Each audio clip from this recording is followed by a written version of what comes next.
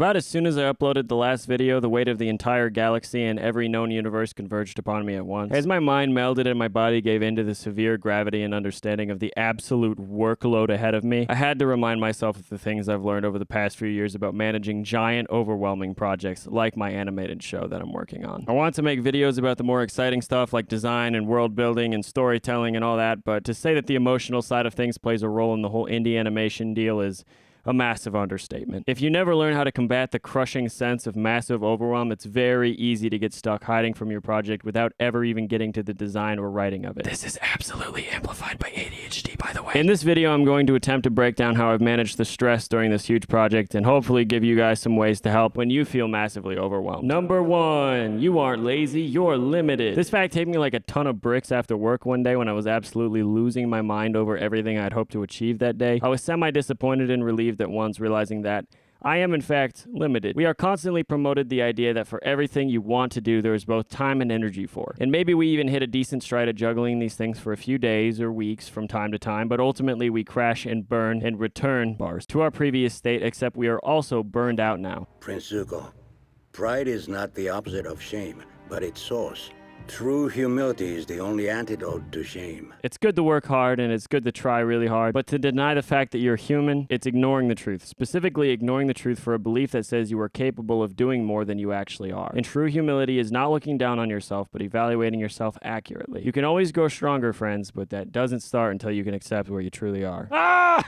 I just opened an app while I'm recording that I was not supposed to. That's Number 2, it takes longer than you want it to. That's what she said. My grandpa once had a coworker who needed to paint his garage. This coworker really did not want to paint that sucker. Every time he tried to start, he would just get overwhelmed and give up. My grandpa, being the wise dude that he is, suggested this. Do 15 minutes a day after work, no less than that a day. But if you get in the flow of that and you want to do more, then you can do more. That dude tried that, and after a few weeks, he had his whole garage painted. Grind culture and doing it all in one sitting and then it's done effect, it's almost always less productive than just picking at a project a little bit at a time. Most of us who are trying to make a giant project happen are doing it on top of a lot of necessary duties like working, cooking, cleaning, being a good partner / friend. So when you're tired and exhausted, maybe reduce the workload a little bit. Try just 5 minutes a day if nothing else, and maybe if you have the time and energy, you can do some more. But either way, you're still not having a 0% day, friend, and you're doing great. I'm proud of you. Number 3, get organized. I'm gonna be real with you. Organizing was almost impossible before I started using visual aids like sticky notes on a wall. I'm a very visual person, so looking at a bunch of lists in a Google Docs just freaks me out more than anything. Getting organized requires this from you. Know yourself and get all the thoughts in your brain out into the world. When I was freaking out like I talked about at the beginning of this video, I sat down and I wrote out all the pieces of production that I knew needed to be done at some point. I used the sticky note app Miro, I think that's how you say that, because it's got a free version, but you can always just use real sticky notes or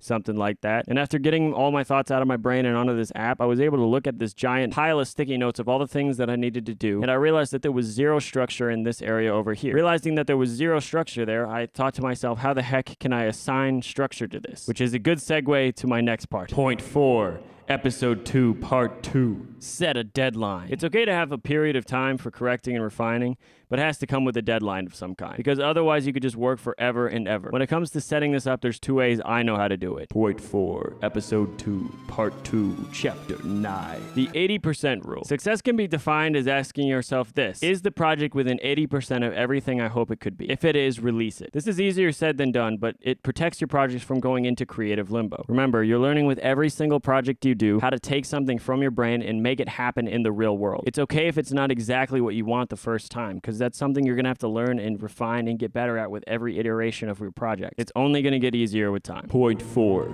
Episode 2, Part 2, Chapter 9, Phase 23. Setting deadlines. Deadlines is a scary word. How about a happy, fun pillow line, huh?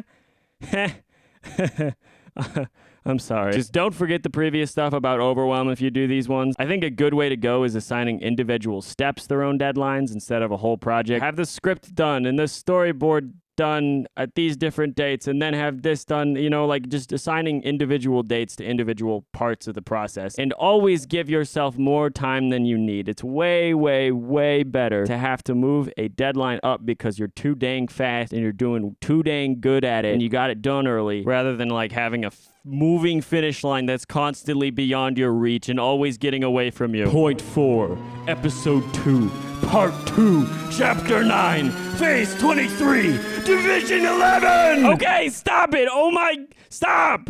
No more! No more! Ultimately, guys, just remember, a journey of 1,000 miles starts with one step. I read that on a tea packet. And while yesterday was the best time to start, today's the second best time to start. So go get them, guys. And thank you so much for your response on the last video. Really meant a lot to me. And thank you for all the comments. You guys are amazing. We're maybe adding somebody to the team right now, so that's crazy exciting. So very cool. That would bring us up to 3 people on the team, and I'm sure you'll get to meet them at some point. Thank you so much. You guys have a very wonderful new year. I hope it was great. I'm sure this will come out after the new year. Recording it before, but that doesn't matter. Anyways, have a great new year. Goodbye.